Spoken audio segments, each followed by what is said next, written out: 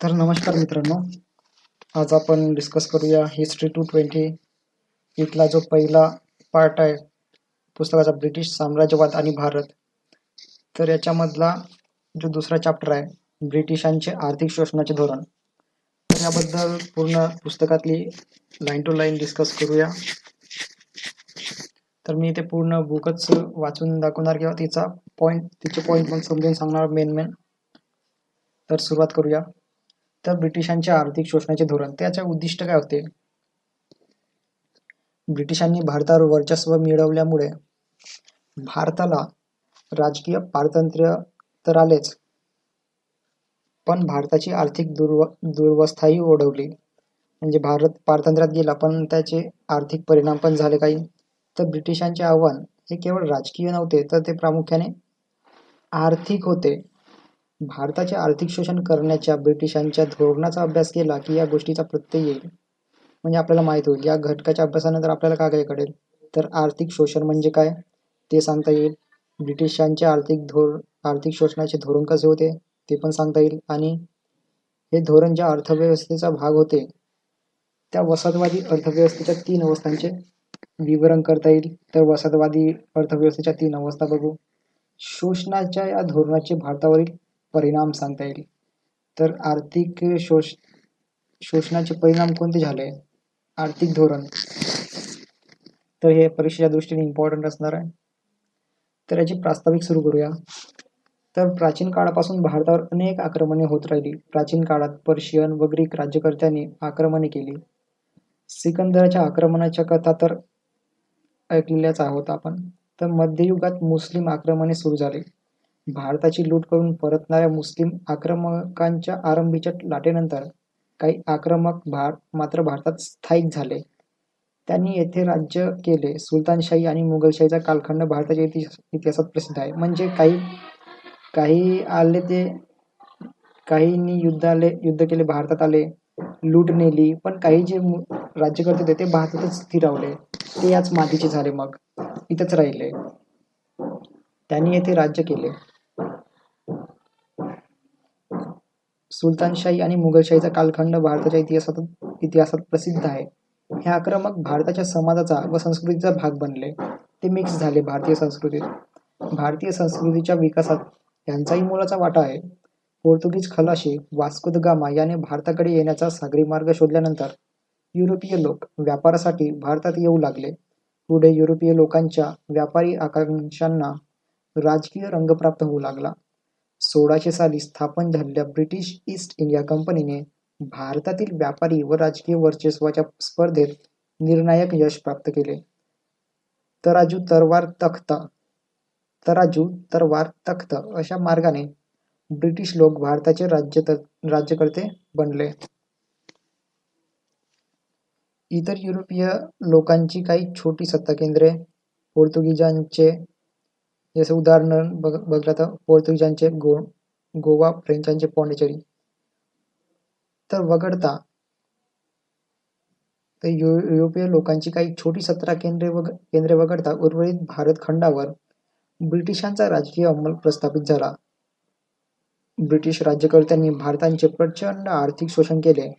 त्यामुळे संपन्न देशातील गरीब लोक अशी भारतीयांची दुर्दशा ओढवली. या प्रक्रियेचा आता अभ्यास करणार आहोत. त्याचे एक महत्वाचे पॉइंट समजावून घेणार आहोत.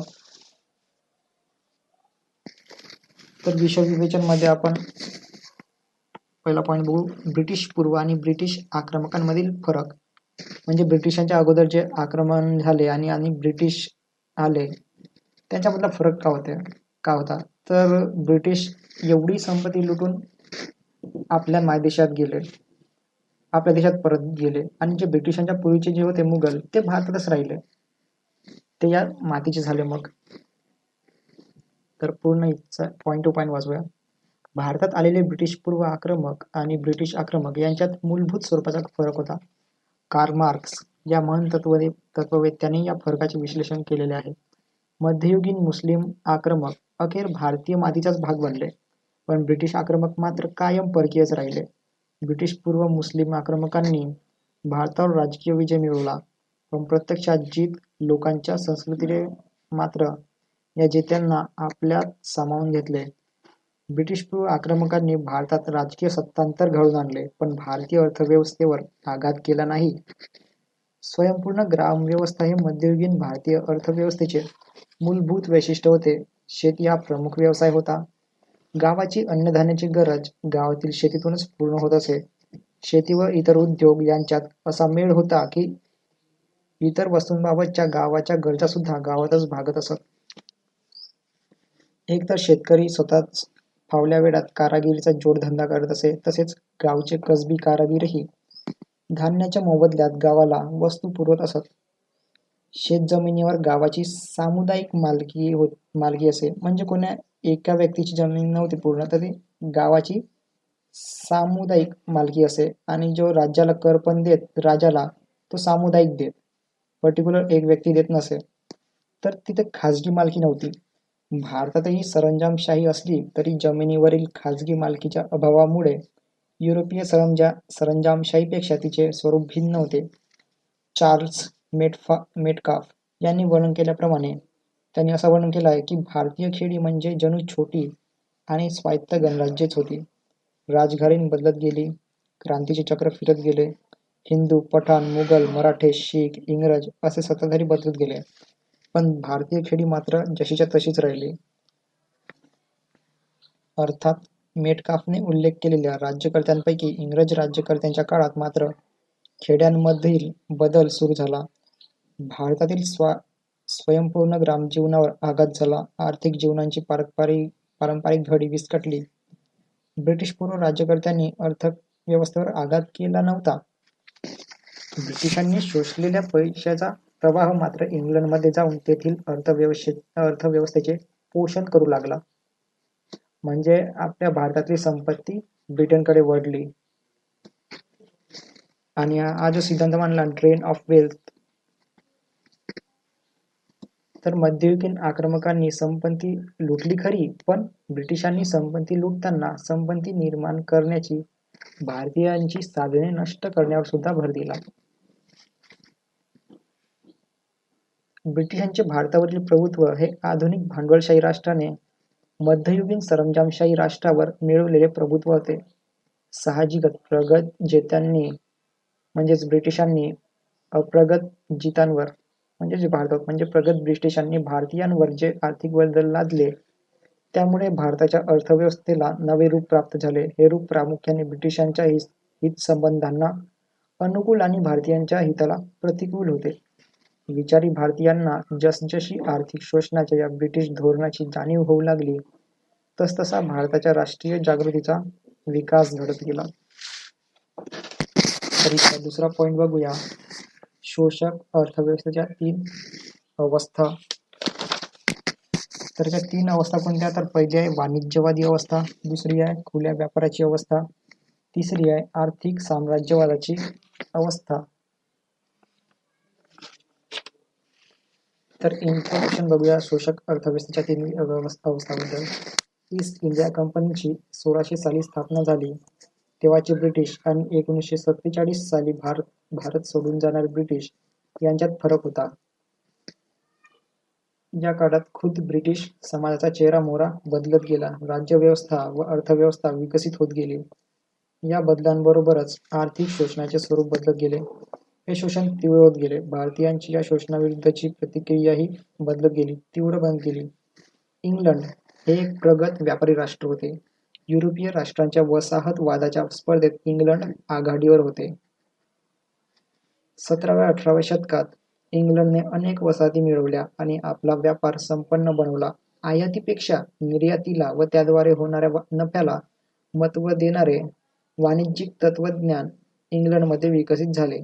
यालाच म्हणतात इंग्लिशमध्ये मर्कॅन्टिलिझम. विक्रीद्वारे अधिक नफा मिळवण्यासाठी, जास्त फायदा बनवण्यासाठी वसाहतींच्या मालाची खरेदी करणे, तसेच आपला माल वसाहतींमध्ये खपवणे, या गोष्टींना वाणिज्यिक तत्त्वज्ञानात महत्त्व होते. या तत्त्वज्ञानावर आधारलेल्या आर्थिक धोरणानुसार इंग्लंडने आपल्या वसाहतींचे शोषण केले. इंग्लंडची व्यापारी भरभराट होत असतानाच 18व्या व 19व्या शतकात इंग्लंडमध्ये औद्योगिक क्रांती घडून आली. तर ती झाली औद्योगिक क्रांती, इंडस्ट्रियल रिव्होल्यूशन. नवी उत्पादन पद्धती अस्तित्वात आली, यंत्रयुग सुरू झाले.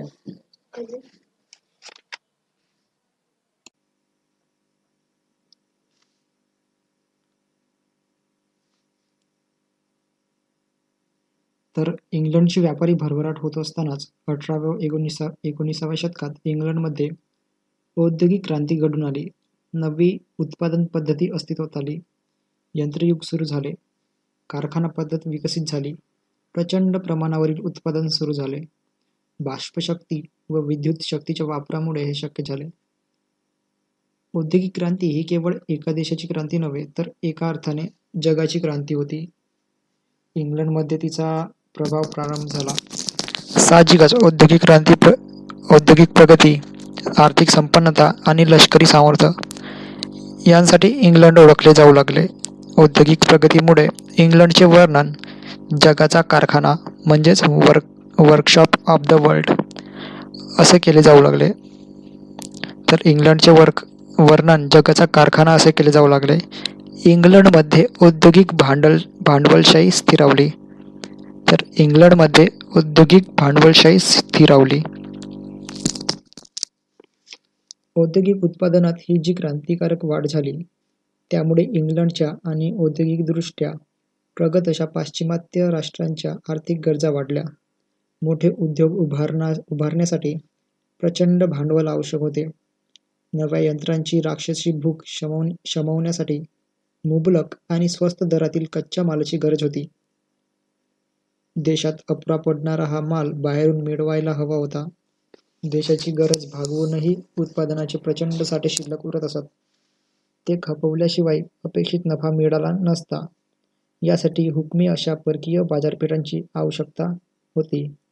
म्हणजे इंग्लंडमध्ये जे काही उत्पादन होत होते ते पूर्णपणे विकला जात नसे, तर शिल्लक राहत होता. त्यासाठी वेगळ्या बाजारपेठा पाहिजे होत्या की जिथे त्यांचा हुकूम असेल आणि ते विकू शकतील.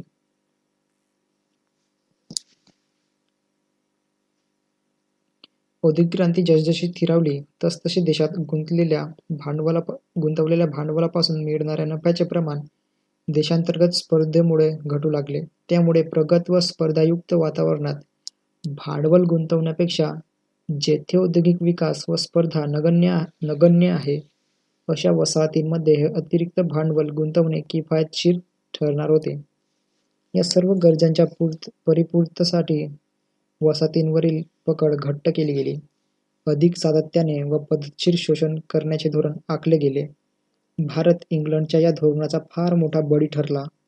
अमेरिकन स्वातंत्र्ययुद्धामुळे, जे 1775 ते 1781 मध्ये झाले, तर अमेरिकन स्वातंत्र्ययुद्धामुळे इंग्लंडने अमेरिकेतील आपल्या 13 वसाहती गमावल्या.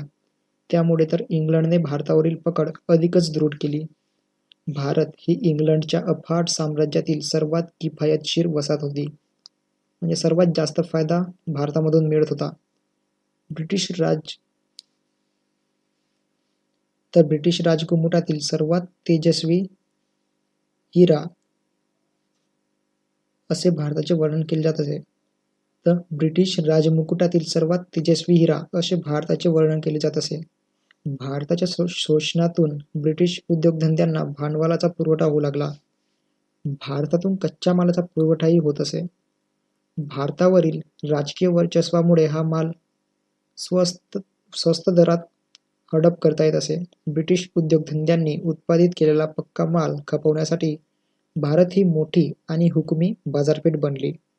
अतिरिक्त भांडवलाची समस्या जाणवू लागली तेव्हा या भांडवलाची गुंतवणूक करण्यासाठी सुद्धा भारतीय भूमीचा आधार मिळाला.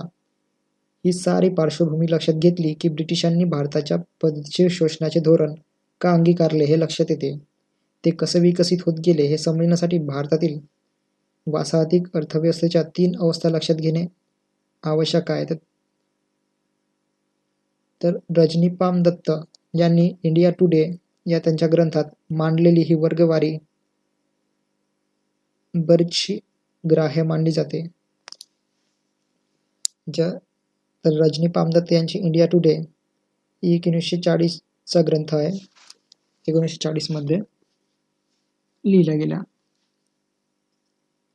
तर ब्रिटिश जेव्हा भारतात आले तेव्हा ते भारतीय राज्यकर्त्यांकडे व्यापारी सवलतींची प्रार्थना करणारे याचक होते. मुघल सम्राट जहांगीर याने 1618मध्ये टॉमस रो याला सवलतींची सनद दिली. टॉमस रो याने घालून दिलेले शांततामय व्यापाराचे धोरण पुढे आक्रमक बनू लागले. याचा उदाहरण घेतला तर मुंबईच्या ब्रिटिश वखारीचा गव्हर्नर जेराल्ड आयगर याने ईस्ट इंडिया कंपनीच्या संचालकांना 1687मध्ये लिहिले की तुमचा सर्वसाधारण व्यापार हाती तलवार घेऊन तुम्ही करावा ही काळाची गरज आहे. म्हणजे व्यापारासाठी युद्धही करावं लागले तरी चालेल. ब्रिटिशांच्या राजकीय आकांक्षा बळावत जाऊन अखेर त्यांनी बंगालमध्ये भक्कम पाय रोवले. प्लासीचा युद्ध 1757 झाला व बक्सरचं युद्ध 1764. तर प्लासी व बक्सर या लढायांमधील विजय आणि बंगालमध्ये मिळालेले दिवाणी हक्क यांमुळे बंगालची पद्धतशीर लूट ब्रिटिशांनी सुरू केली. येथूनच पहिल्या अवस्थेची सुरुवात झाली. तर पहिली अवस्था बघू.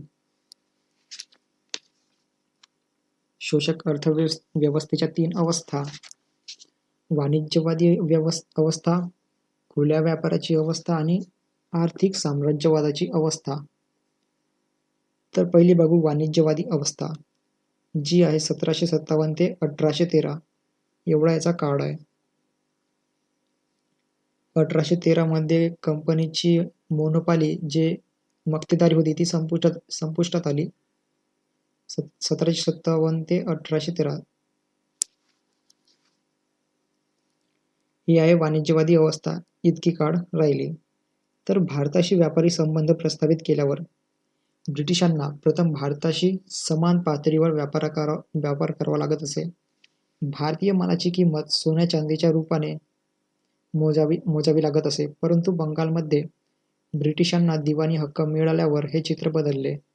बंगालमध्ये गोळा केलेल्या महसुलातून एकीकडे ब्रिटिश अधिकाऱ्यांचे पगार भागू लागले आणि दुसरीकडे भारतीय पैशातूनच भारतीय माल विकत घेतला जाऊ लागला. साहजिकच ब्रिटिशांच्या सोना चांदीची बचत होऊ लागली आणि भारतीय मालाच्या व्यापारातून ब्रिटिशांना प्रचंड नफाही मिळू लागला. आयात निर्यातीच्या व्यवहारात वसाहतींची पिळवणूक करून नफा लाटण्याच्या वाणिज्यवादी प्रवृत्तीनुसार ब्रिटिशांनी त्यांच्या वर्चस्वाखालील भारतीय भूप्रदेशांची लूट सुरू केली. भारतीय विक्रेत्यांवर ब्रिटिशांच्या इच्छेनुसार विक्रीच्या किमती लादल्या गेल्या. उत्पादन खर्चापेक्षाही कमी किमतीत आपला माल ब्रिटिशांना विकणे या विक्रेत्यांना भाग पडत असे. याच मालाच्या व्यापारावर नफा मिळवून ब्रिटिश मात्र गब्बर होऊ लागले. अशा रीतीने भारताचे शोषण होऊ लागले. तर दुसरी अवस्था आहे खुल्या व्यापाराची अवस्था. याचा काळ आहे 1813 ते 1858. 1813मध्ये ईस्ट इंडिया कंपनीची भारतातील व्यापाराची मक्तेदारी संपुष्टात आली. तर किंवा 1813मध्ये ईस्ट इंडिया कंपनीची भारतातील व्यापाराची मक्तेदारी संपुष्टात आली.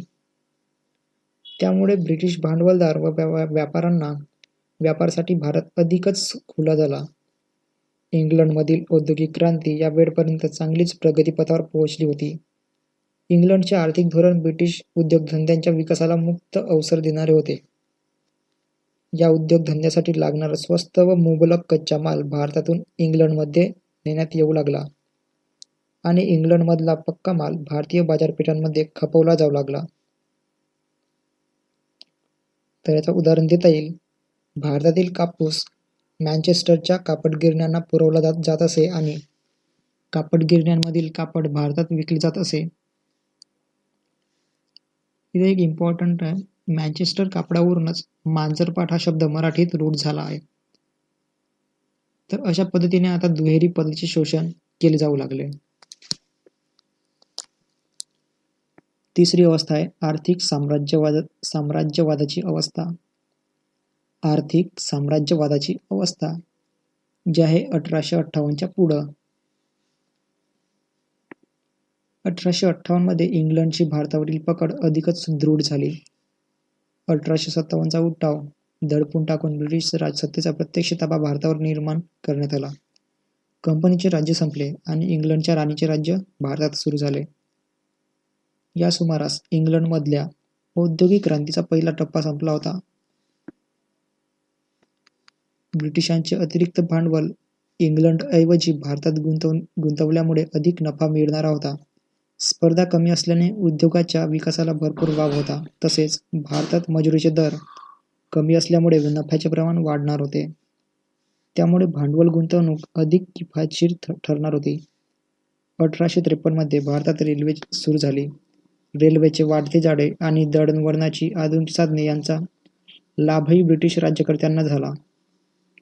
म्हणजे जे रेल्वे सुरू झाली याचा लाभ ब्रिटिश राज्यकर्त्यांना झाला आणि जास्तीत झाला. विविध उद्योगधंदे, रेल्वे, मळे, खाणी, बँका यांमध्ये ब्रिटिशांनी भांडवल गुंतवले. सरकारी धोरणे भांडवल गुंतवणुकीला आणि नफेखोरीला उत्तेजन देणारीच होती. शोषणासाठी ब्रिटिश भांडवलशाहीला भारताच्या रूपाने चांगले कुरणच मिळाले. 1933 मध्ये ब्रिटिशांची भारतातील भांडवल गुंतवणूक 1 अब्ज पौंड पर्यंत पोहोचली होती आणि ही गुंतवणूक इंग्लंडच्या एकूण परदेशी गुंतवणुकीच्या सुमारे 1/4 इतकी होती. भारताचे शोषण करून इंग्लंडची संपन्नता वाढवण्याचे धोरण वसाहती अर्थव्यवस्थेच्या या तीनही अवस्थांमध्ये ब्रिटिशांनी स्वीकारले होते. दर अवस्थेगणिक शोषण तीव्र होत गेले. प्रत्येक अवस्थेमध्ये शोषण तीव्र झाले. आर. के. गोपालकृष्णन यांनी एक मार्मिक विधान केले आहे. ते म्हणजे भारतावरील प्रभुत्वाअभावी इंग्लंडमधील शोध वाया गेले असते. जर भारतात त्यांचे राज्य नसते राहिले तर भारतात रेल्वे आली नसती, त्यांना फायदा नसता झाला आणि जो रेल्वेचा शोध लावला त्यांना तितका लाभही नसता झाला. तर आर. के. गोपालकृष्णन भारतावरील प्रभुत्वाअभावी इंग्लंडमधील शोध वाया गेले असते असे त्यांना सुचवायचे आहे. भारताच्या शोषणातूनच इंग्लंडचे चांगलेच पोषण झाले. ब्रिटिशांची शोषक भांडवलशाही प्रवृत्ती स्पष्ट करणारे काही उद्गारही इथे आहेत. तर मुंबईचा गव्हर्नर रिचर्ड टेम्पल याने 1880 मध्ये लिहून ठेवले की इंग्लंडने भारत आपल्या ताब्यात ठेवलाच पाहिजे, कारण येथे ब्रिटिश सत्ता चिरंतर टिकेल.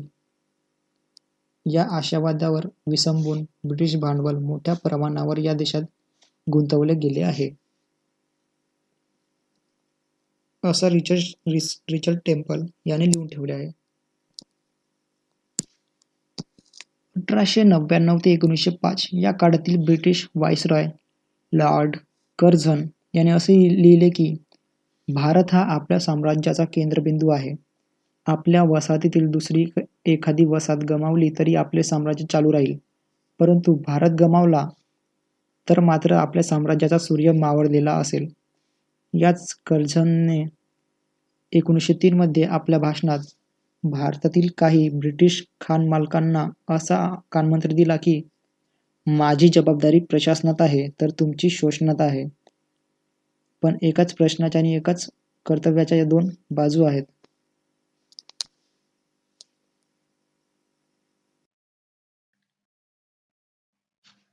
तर पुढचा टॉपिक आहे संपन्न देशातील गरीब लोक. लोकहितवादींनी म्हटल्याप्रमाणे ब्रिटिश काळात हिंदुस्थानची लक्ष्मी दर्यापार जाऊ लागली. शोषणाच्या ब्रिटिश धोरणामुळे भारतीय शेतीची दुरवस्था ओढवली. संहारक दुष्काळ पडले, देशी उद्योगधंद्याचा ऱ्हास झाला आणि स्वयंपूर्ण ग्रामव्यवस्था कोलमडली. या दुष्परिणामांचा विचार या पुस्तकातील इतर घटकांमध्ये तर करूयाच.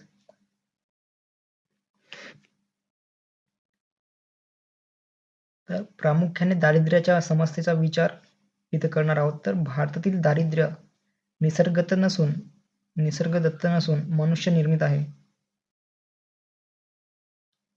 तो ब्रिटिश धोरणाचा परिणाम होता. एका लेखकाने वर्णन केल्याप्रमाणे इंग्लंडची भारतावरील राजवट ही स्पंजासारखी होती. गंगा नदीत स्पंज बुडवला जात असे आणि थेम्स नदीत पिळून रिकामा केला जायचा. ब्रिटिशांनी केलेल्या शोषणामुळे संपन्न देशातील गरीब लोक अशी भारतीयांची दुर्दशा ओढवली.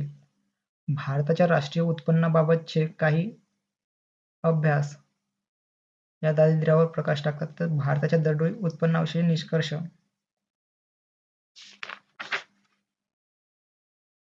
पुढचा मुद्दा बघूया. 1880 मध्ये दादाभाई नौरोजी यांनी असे दाखवून दिले की भारतात तुरुंगातील कैद्यांवर अन्न वस्त्रासाठी जेवढा खर्च केला जात असे त्याच्या जेमतेम निम्म्याने दरडोई राष्ट्रीय उत्पन्न होते. दादाभाईच्या मते गझनीच्या महंमदाने त्याच्या 18 स्वाऱ्यांमध्ये मिळून भारताची जेवढी लूट केली त्या सर्व लुटीपेक्षा अधिक संपत्ती ब्रिटिश लोक दरवर्षी लुटून नेत होते. कॉलिन क्लार्क या तज्ज्ञाने असे दाखवून दिले की 1925 ते 1934 या कालखंडात भारत व चीन यांचे दरडोई उत्पन्न जगात सर्वात कमी होते. दारिद्र्यामुळे अनारोग्य, बालमृत्यूचे मोठे प्रमाण, कमी आयुर्मर्यादा यांचे दुष्टचक्र सुद्धा ओढवले. 1930 पासूनच्या दशकात जेव्हा युरोप अमेरिकेत सरासरी आयुर्मर्यादा 60 वर्षे होती तेव्हा भारतात मात्र ही आयुर्मर्यादा 32 वर्षे इतकीच होती. दारिद्र्याच्या समस्येचा एक दृश्य आविष्कार म्हणजे भीषण दुष्काळ. विल्यम डिग्बी या ब्रिटिश अभ्यासकाच्या मते 19व्या शतकाच्या उत्तरार्धात केवळ दुष्काळामुळे सुमारे 3 कोटी भारतीयांचा मृत्यू ओढवला. वास्तविक पाहता भारत हा निसर्ग संपत्तीच्या दृष्टीने समृद्ध म्हणून ओळखला जात असे, पण डॉ. ईश्वरी प्रसाद यांनी म्हटल्याप्रमाणे भारत ही इंग्लंडची पोट भरणारी दुभती गाय बनली आणि तिची वासरे मात्र उपाशी मरू लागली. तर डॉ. ईश्वरी प्रसाद यांनी काय म्हटले तर भारत ही इंग्लंडचे पोट भरणारी दुभती गाय बनली आणि तिची वासरे मात्र उपाशी मरू लागली. पुढचा पॉइंट बघूया. पुढचा टॉपिक जो इम्पॉर्टंट आहे, जो पेपरमध्ये विचारते, शोषणाविरुद्ध भारतीय प्रतिक्रिया. तर भारतीयांच्या काय प्रतिक्रिया होत्या शोषणाविरुद्ध?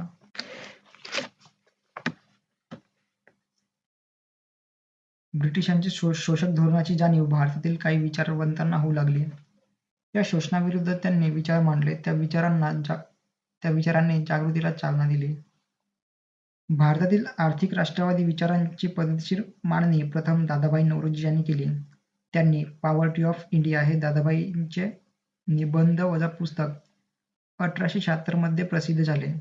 दारिद्र्यविषयक त्यांच्या लेखनांचे संकलन 1901 मध्ये poverty and un British rule in India या नावाने प्रसिद्ध झाले. या पुस्तकांद्वारे त्यांनी ब्रिटिशांच्या शोषक धोरणांचे पितळ उघडे केले. दादाभाईंनी मांडलेल्या संपत्तीच्या निस्सारणाचा सिद्धांत प्रसिद्ध केला. Drain of wealth. अर्थात दादाभाईंच्या आधीच्या या वादीच्या व समकालीन अशा काही मराठी विचारवंतांनीही ब्रिटिशांच्या शोषक धोरणावर प्रकाश टाकलेला होता, हे विसरून चालणार नाही.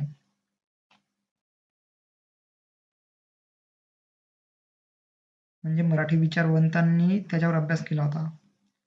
बंगालमध्ये राजा राममोहन रॉय यांनी खंडणी या शब्दात आर्थिक शोषणाचे वर्णन केले होते. महाराष्ट्रात रामकृष्ण विश्वनाथ, भाऊ महाजन, भास्कर पांडुरंग तरखडकर, गोपाळ हरी देशमुख म्हणजेच लोकहितवादी यांनी भारताच्या शोषणाविषयी लेखन केले होते. तर उदाहरणार्थ मध्ये घेऊया, रामकृष्ण विश्वनाथ यांनी 1843 मध्ये असे म्हटले होते की मुसलमानांचे राज्यात हिंदुस्थानमधील उत्पन्न केलेले सामानही बरेच पूर्णतेस आले होते व त्यात सर्व लोकांचाही झाला होता. परंतु ब्रिटिशांचा बेत व वर्तणूक अशी आहे की हिंदुस्थानची सामान इत्यादी उत्पन्न करण्याची शक्ती अगदी मोडून टाकावी की जेणेकरून युरोपातील उत्पन्न केलेल्या सामानाचा खप व्हावा.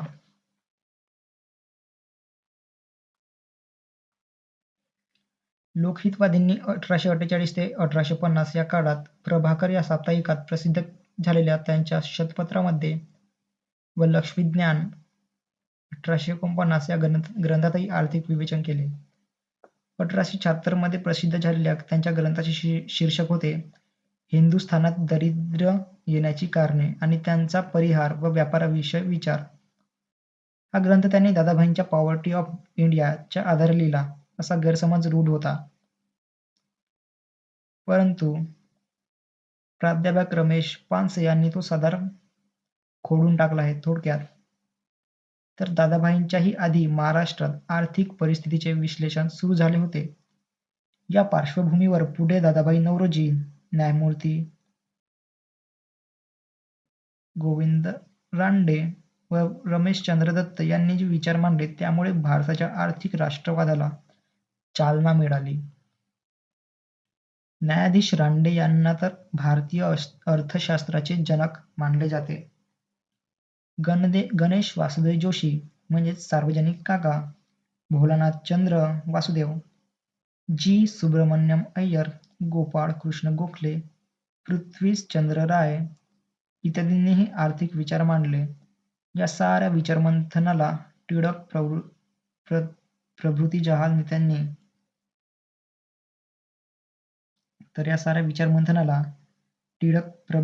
नेत्यांनी व महात्मा गांधी यांनी राजकीय स्वरूप दिले.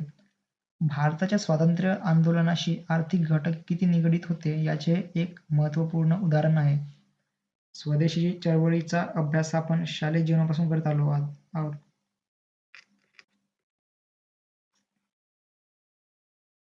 तर हे पण लक्षात येईल की स्वदेशीचा वापर आणि परकीय मालावर बहिष्कार हे केवळ स्वातंत्र्य लढ्यातील राजकीय हत्यार नव्हते, तर ते ब्रिटिश साम्राज्यवादाच्या आर्थिक आव्हानाला भारतीयांनी जाणीवपूर्वक दिलेले प्रत्युत्तर होते.